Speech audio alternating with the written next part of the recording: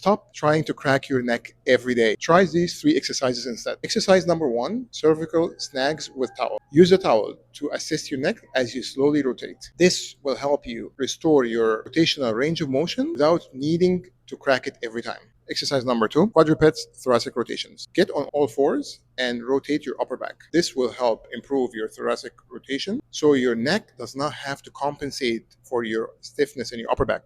Exercise number 3, deep neck flexor lift. Gently tuck your chin and slightly lift your head off the floor. This will help build endurance in the deep stabilizers of your neck. If you need more help, comment neck and I'll send you my pain-free guide.